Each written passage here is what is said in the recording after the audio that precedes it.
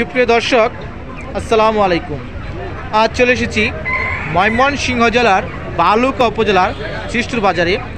এখান থেকে জানার চেষ্টা করব বর্তমান হাটে মুরগির দাম কত আছে। আশা করি পুরো ভিডিও জুড়ে সাথেই থাকবেন। আসসালামু আলাইকুম ভাই, ভালো আছেন? জি আলহামদুলিল্লাহ। ভাই মুরগি কত করে বিক্রি করতেছেন? মুরগি তো ভাই ব্রয়লার মুরগি বেচতেছে 180 টাকা কেজি। 180। গত সপ্তাহে কেমন ছিল দাম?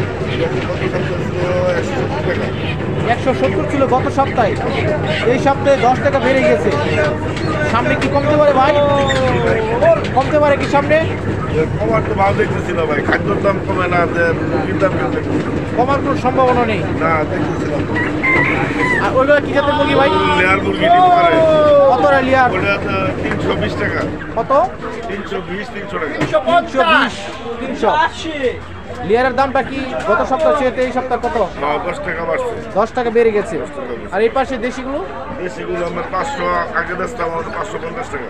550। গত সপ্তাহ ছিল কত? গত সপ্তাহে ছিল 500 টাকা। 500 ছিল, 550 টাকা হয়েছে। 50 টাকায় বেড়ে গেছে। এত দাম কি করবেন ভাই? বিক্রি কেমন হচ্ছে আপনাদের? বিক্রি তেমন না, আগের মতো না, আগের চেয়ে কম তুলনামূলক।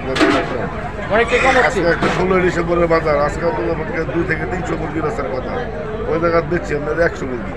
ওই দাম বাড়ার কারণে কাস্টমার নিতেছে না। কাস্টমার আপনাদের কি বলে?